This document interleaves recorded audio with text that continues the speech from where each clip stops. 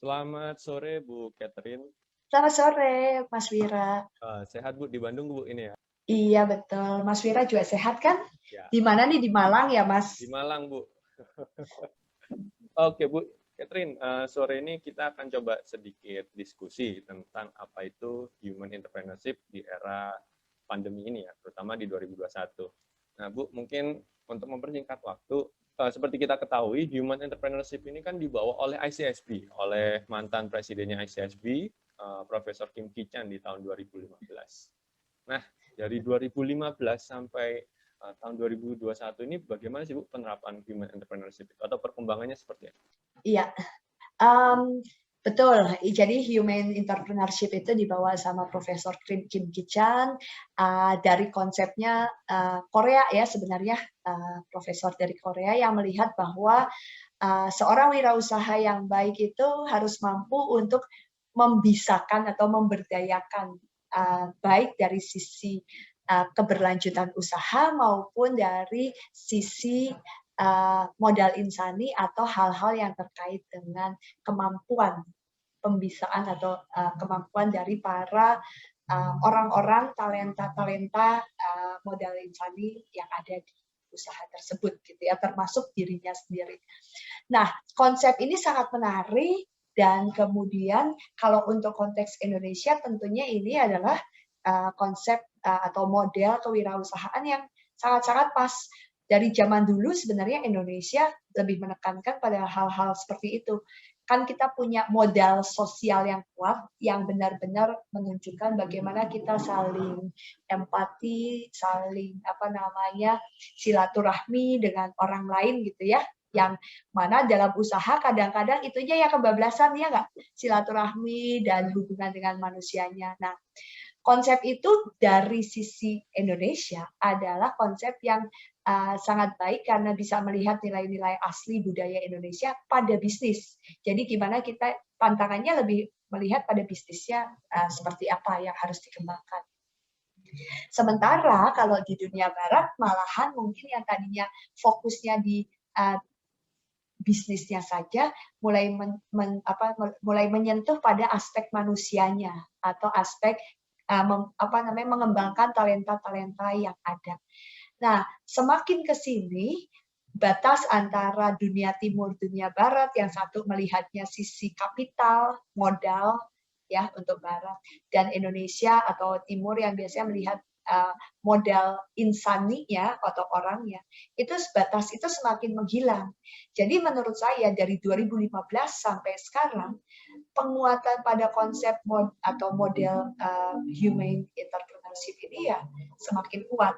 Meskipun mungkin tidak semua orang itu menekankan pada ini pakai konsepnya HE gitu ya, human entrepreneurship. Tapi sebenarnya nilai-nilai yang ada dalam bisnis usaha sekarang memang semakin mengarah ke situ. Gitu mungkin Wira Oh, penjelasannya. ya menarik. Berarti sebenarnya secara jiwanya karena kita itu di Indonesia ini adalah uh, ya nilai sosialnya kan tinggi Bu ya. Jadi sebenarnya secara nilai dari human entrepreneurship itu sudah tercover semua seperti itu berarti. Bisa seperti itu. Ya, betul, tercover semua mungkin tidak. Ada nilai-nilai yang masih cukup lemah gitu ya.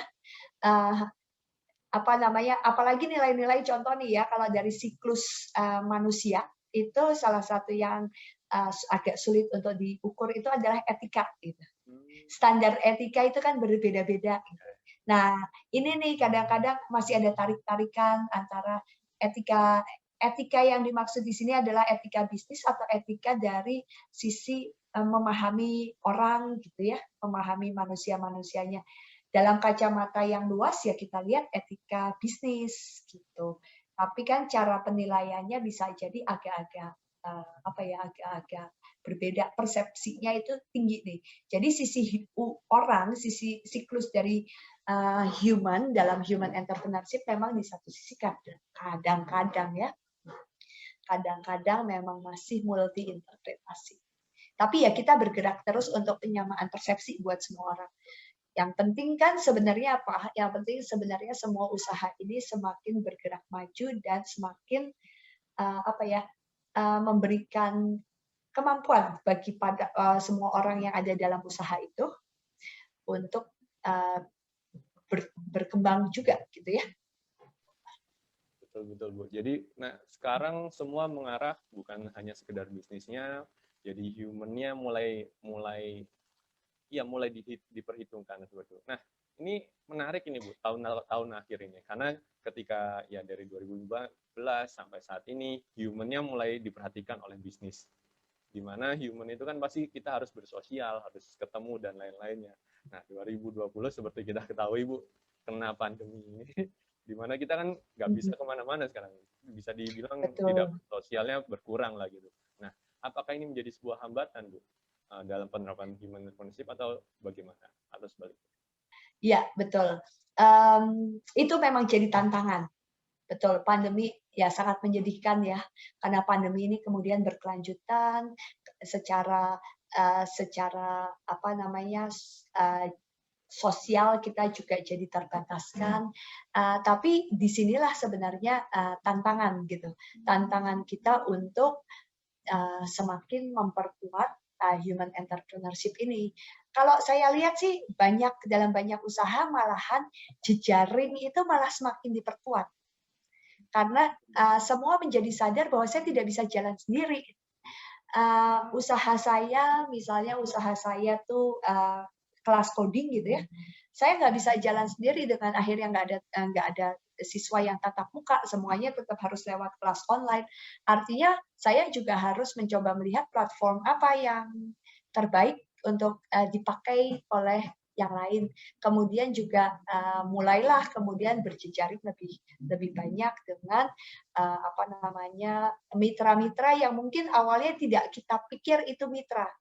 Gitu.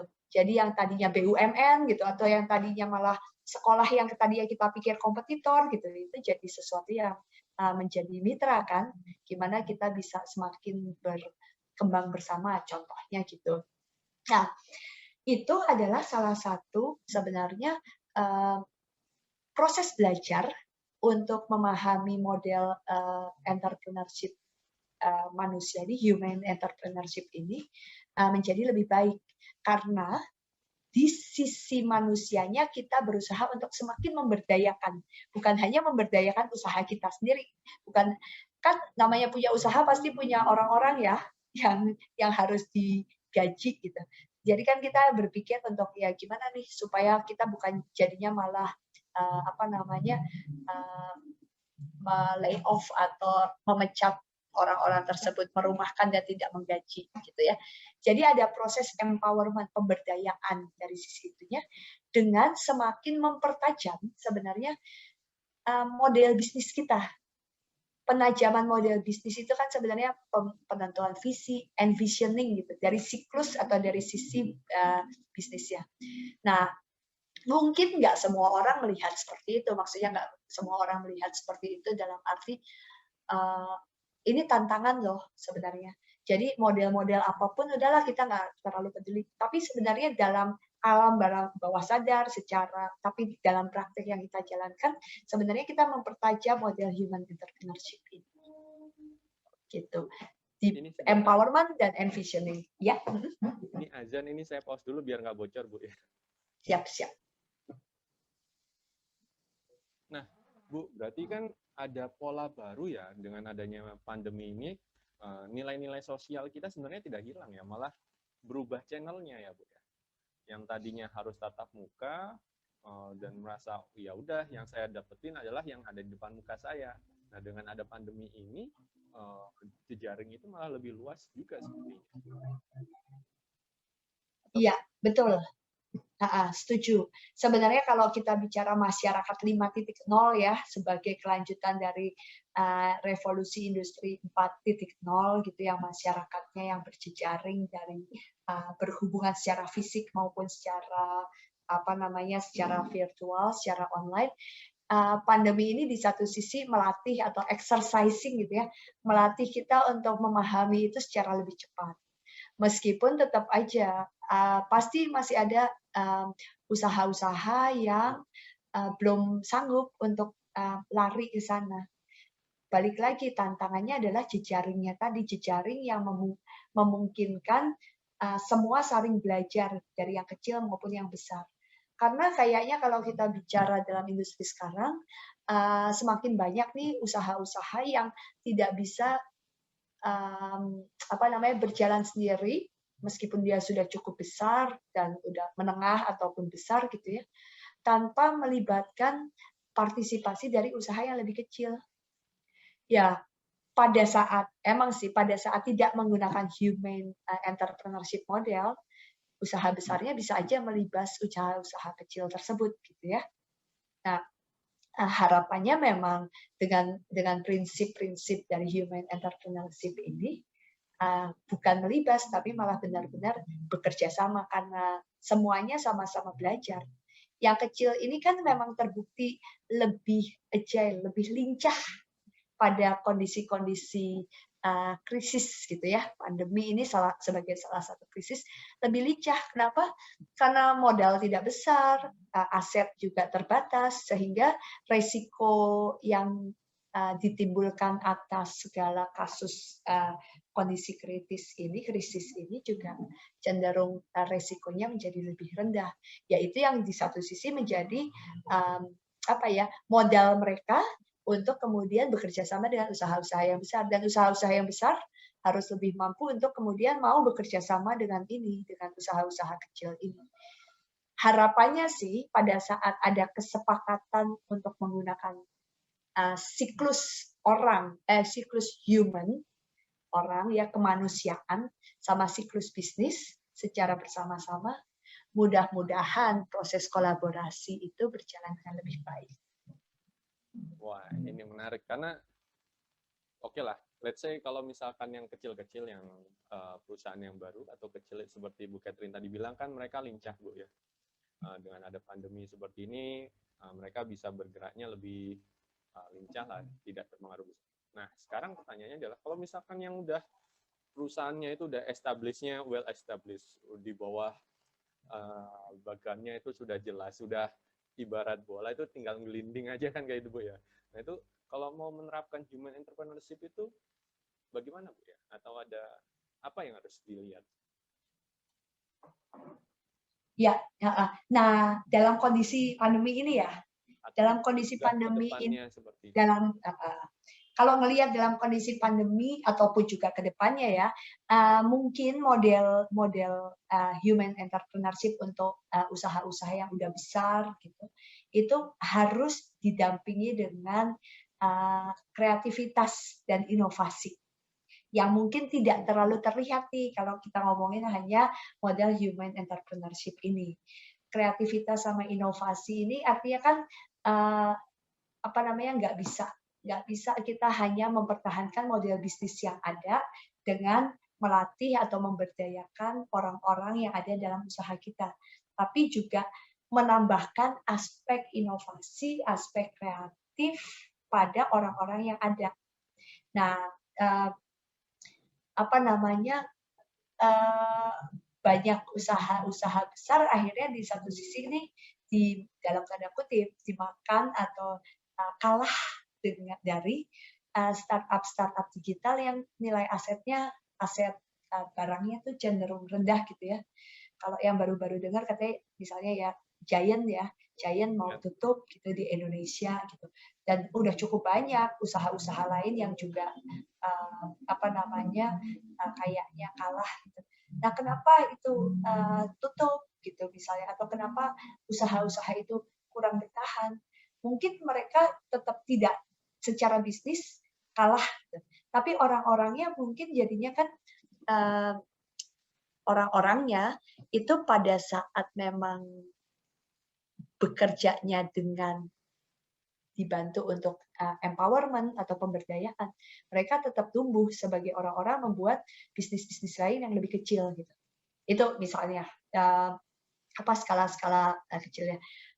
Atau jadi artinya orang-orang yang ada dalam bisnis-bisnis tersebut bukan berarti kemudian tidak bisa bekerja.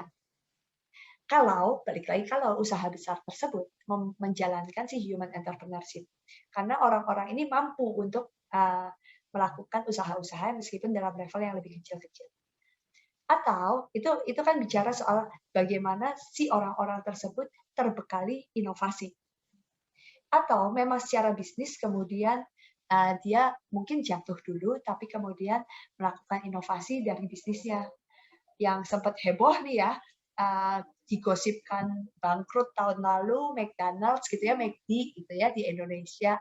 Tapi ternyata dia berhasil untuk melenting ya. Ada resiliensi tertentu kalau ngomongin soal SME resiliensi ini large enterprise resilience, usaha besar yang mampu untuk melenting.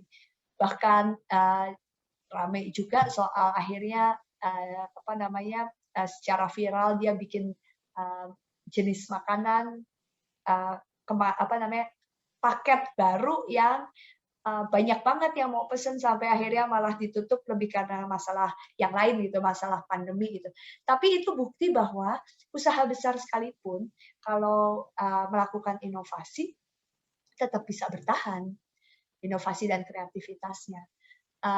Di samping itu sebenarnya orang-orangnya kan juga dia didik gitu ya supaya tetap kerja di McD dalam kondisi krisis sekalipun, ada sebuah loyalitas. Jadi maksud saya usaha besar bisa menjalankan model dalam kondisi pandemi saat ini dengan dua cara. Dengan dua cara, usahanya gagal tapi orang-orangnya tidak gagal, atau usahanya bukan gagal ya, usahanya bangkrut gitu, tapi orang-orangnya tidak atau usaha itu tetap berjalan dengan dengan usahanya sendiri yang modelnya itu semakin berkembang. Jadi balik lagi kalau ngomongin usaha yang sudah mapan, sudah besar, gimana menerapkan human entrepreneurship dalam kondisi pandemi maupun tidak dalam kondisi pandemi, tetap nih tantangan model human entrepreneurship ini adalah kreativitas dan inovasi yang perlu ditambahkan juga. Dan kreativitas serta inovasi itu bukan hanya melihat dari eksternal ya Bu ya, tapi kita perlu melihat dari faktor internalnya mereka ya. Jadi melihat karyawannya, jadi perlu mengempower karyawannya juga. Begitu juga ya Bu ya. Itu diatur di human entrepreneurship. Iya betul. Ya itu empowerment, memberdayakan karyawan itu adalah salah satu prinsip dari model human entrepreneurship itu. Membisakan, membuat orang semakin mampu gitu ya, memberdayakan dan memampukan orang untuk melakukan banyak hal. Itu lebih ke karyawannya juga yang ditekankan. Gitu Mas Wira. Ya, jadi ingat dulu tuh kalau awal-awal pandemi yang jualan pizza itu akhirnya di luar semua kan Bu, keluar semua ya kan? Iya, betul ya. Ya, itu kan artinya pada saat orang-orang tersebut Pizza Hut ya contoh ya, kalau ya kelihatan ya sampai sekarang juga kayaknya masih, dan banyaklah di Jakarta juga. Kalau lihat di Jakarta mereka sampai naik ke jembatan penyeberangan gitu untuk menggayat orang-orang yang lagi nyebrang gitu. Itu sebenarnya di satu sisi kan artinya ada dua sisi mungkin ya, sisi surviving. Kalau dia nggak gitu, dia nggak akan bertahan. Tapi di satu sisi juga mungkin sisi istilahnya tuh dignity gitu ya. Dia mau untuk kebanggaan untuk tetap saya masih bekerja loh, saya masih tetap dibayar oleh perusahaan ini, oleh sebab itu saya juga rela untuk melakukan apapun oleh perusahaan ini gitu. Melakukan apapun untuk sama-sama kita tumbuh dan sama-sama kita berkembang gitu. Ya, win-win solution antara pekerjanya dan pemilik bisnisnya Bu ya. Nah, iya, betul. Dan yang menarik adalah Bu, kalau kita bilang ICSB kan berkolaborasi juga bukan hanya dengan perusahaan, bukan hanya dengan UMKM, tapi juga dengan government nih Bu. Nah, kalau untuk teman-teman di government, ya kita tahu kan government itu kan ya bisa dibilang bagannya udah runut seperti itu Bu. Nah, bagaimana Bu, bisa nggak ya kalau teman-teman di pemerintahan ini ingin menerapkan human entrepreneurship? Oke, menarik nih ya, menarik Mas Wira. Nah, sentilan terhadap pemerintah ini. Sebenarnya ada sebuah siklus yang belum bisa kita lewati kalau kita bicara human entrepreneurship ini ya, siklus bahwa memang ada jiwa wirausahanya terlebih dahulu. Artinya kan memang entrepreneurship-nya harus tumbuh dulu dong untuk bisa menjadi atau untuk bisa menjalankan model human entrepreneurship dalam sebuah usaha. Nah, menjadi wirausaha itu kan tidak harus entrepreneur. Dalam pemerintahan dia bisa jadi intrapreneur.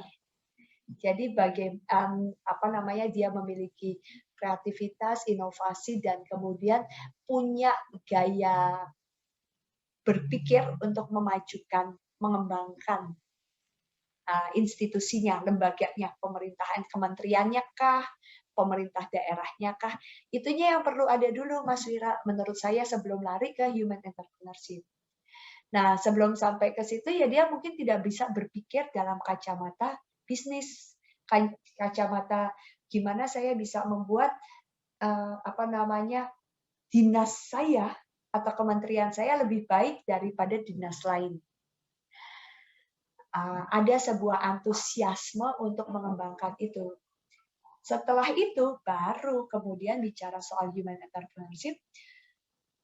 Itu untuk kepentingan saya, memperkaya diri saya, atau untuk kepentingan institusi saya.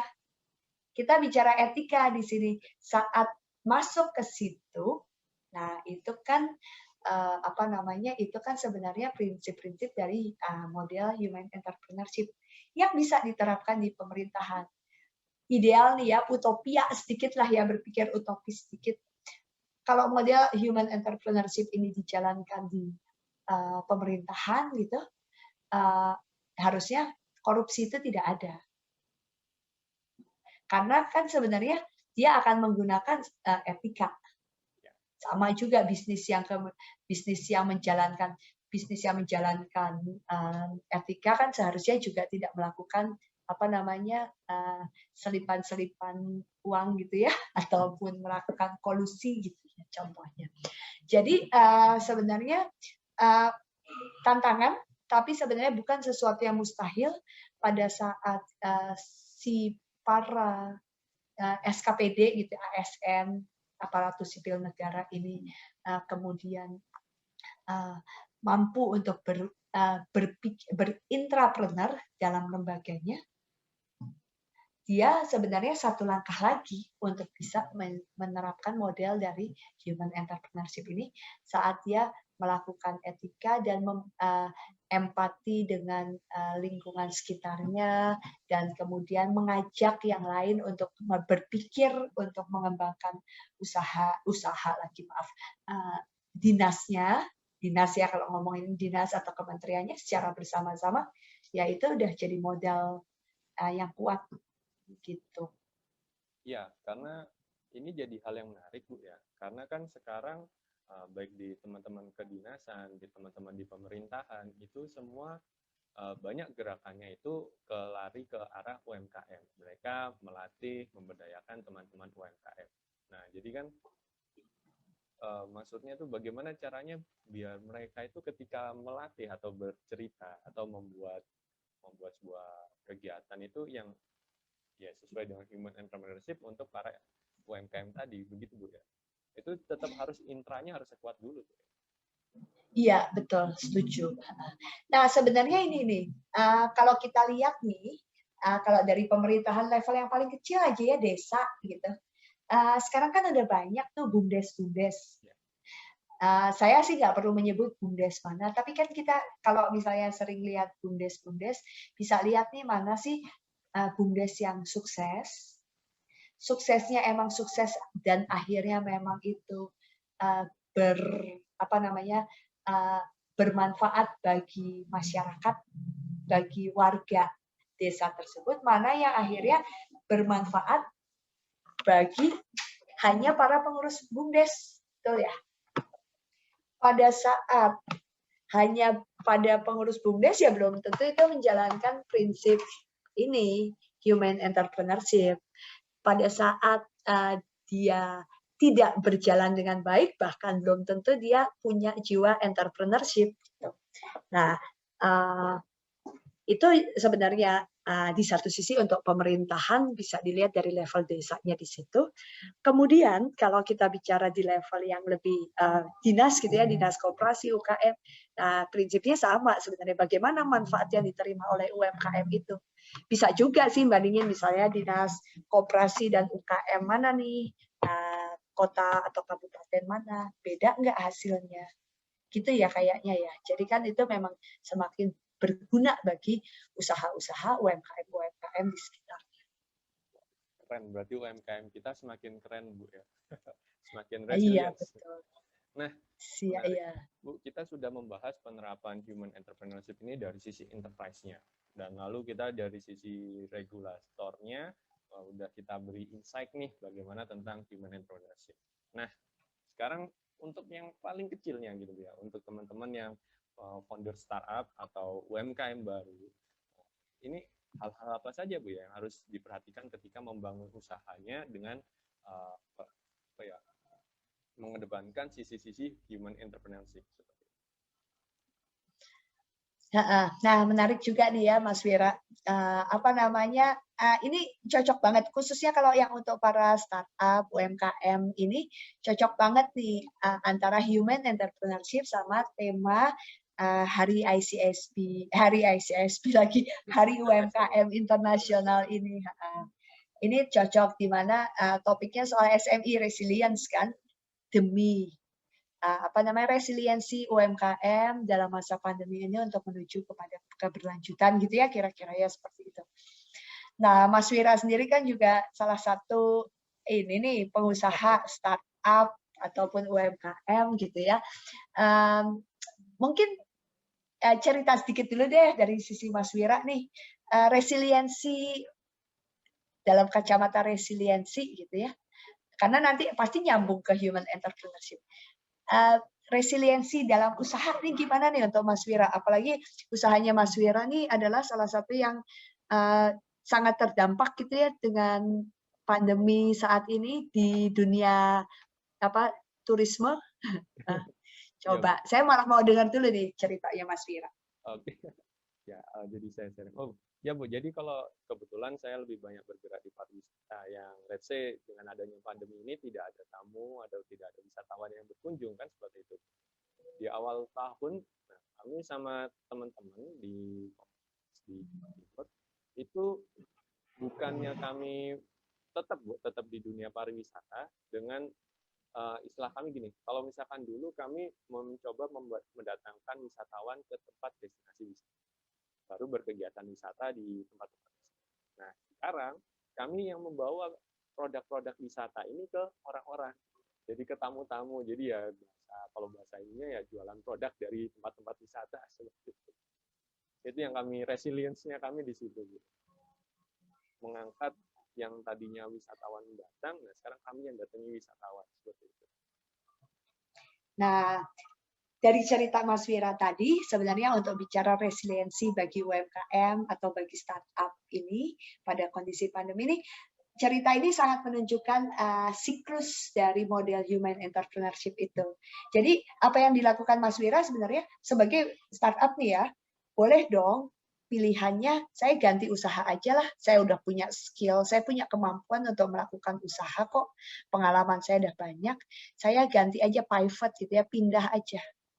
Tapi bukannya melakukan pivot, Mas Wira tetap bertahan dan berjuang di sini dengan mempertimbangkan sisi yang tadi kan itu kalau pindah itu kan ngelihat ke siklus atau sisi usaha gitu ya. Tapi Mas Wira tetap mempertahankan siklus usahanya Mas Wira dengan menggandeng siklus human-nya. Dengan melihat kalau saya mungkin dalam kacamata yang lain ya, kacamatanya saya mendengarkan ceritanya Mas Wira, daripada saya meninggalkan mereka-mereka yang seharusnya bersama-sama dengan saya mendapatkan manfaat, saya tetap berjuang bersama dengan mereka. Ada proses empati di situ. Ada proses ingin tetap memberdayakan. Nah, ini adalah resiliensi yang sangat-sangat menarik nih Mas Wira dan sangat-sangat patut dicontoh yang sebenarnya sudah sangat menunjukkan model dari human entrepreneurship ini. Jadi, saya nggak usah panjang-panjang kata ya, ceritanya Mas Wira itu udah menunjukkan apa yang harus kita terapkan dalam human entrepreneurship sebagai startup. Tetap memampukan klien, jejaring yang kita miliki. Itu. Menarik Mas Wira, saya malah salut banget nih sama ceritanya Mas Wira ini. Terima kasih Bu. Jadi saya yang malu-malu sendiri nih. Tidak perlu malu. Jadi maksudnya, nah itu salah satu hal tuh yang perlu dicontoh artinya atau perlu dicontoh, tapi juga sering terjadi pada para pelaku usaha kita yang menerapkan human entrepreneurship. Tidak sadar melakukan human entrepreneurship, model praktek-praktek dari human entrepreneurship. Tapi sebenarnya nilai-nilai itu yang mungkin perlu di-sharingkan lebih banyak ke orang-orang lain. Tapi kan saya yang bisa membukakan mata. Mas Wira tuh udah menjalankan loh model human entrepreneurship begini. Jadi ya memang perlu ada nih hubungan antara saya yang misalnya peneliti yang melihat iya betul model itu sudah dijalankan oleh usaha A, usaha B gitu. Ya sharing-sharing seperti ini, mendengarkan podcast ataupun malah menjadi pembicara pada podcast, sebenarnya di satu sisi lebih membukakan mata kita tentang praktek-praktek baik yang sudah kita lakukan saat ini.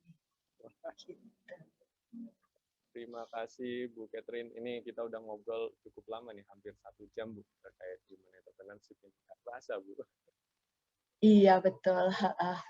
Ya, tapi kalau misalnya nanti mau mendengarkan hal-hal lain, praktek-praktek baik lain dalam berwirausaha, tetap ikuti aja berita-berita, materi-materi yang ada yang ICSP sudah sharingkan di websitenya ICSP, yaitu icsp.or.id.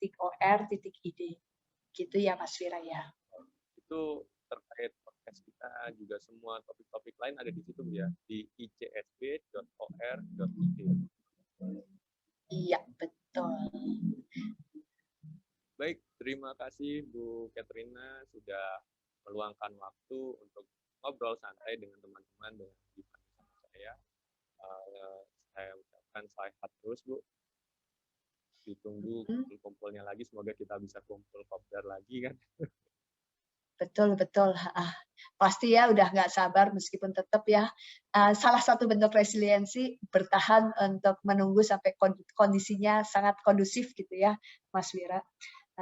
Sehat selalu juga ya Mas Wira dan teman-teman semua. Kita tetap dengan menjaga segala kekuatan, tetap resilient. Kita tahu bahwa kita semua pasti bisa. Oke, Bu, mungkin terakhir ini ada satu kata, dua kata mungkin terkait human entrepreneurship dengan SME Resilience yang topiknya MSME Day 2021. Dalam rangka Hari UMKM Internasional atau MSME International Day, dengan topik tentang resiliensi UMKM pada masa pandemi untuk semakin mampu untuk berlanjut, kayaknya satu kata saya, resiliensi itu kemampuan kita untuk melenting, bertahan tapi bukan bertahan kemudian patah, tapi bertahan untuk kemudian mampu bangkit kembali. Itu mungkin tidak kita sadari, itu sudah kita lakukan dalam keseharian kita. Tapi yang sering kita lupakan sehingga kadang-kadang kita patah hati atau patah arang adalah kita tidak sadar atas proses pembelajaran yang kita alami. Nah, salah satu kata kunci dari dua siklus human entrepreneurship itu adalah bagaimana kita mampu melakukan hal tersebut dan secara sadar kita melakukan hal tersebut. Mampu dan melakukan secara sekaligus. Sebenarnya yang kadang-kadang kita nggak sadari sih, kita sudah lakukan itunya, tapi kita tidak sadar bahwa kita mampu melakukan hal tersebut. Itu mungkin Mas Wira. Terima kasih banyak Bu Katrina. Saya ucapkan sekali lagi saya ucapkan sehat selalu dan sampai jumpa di podcast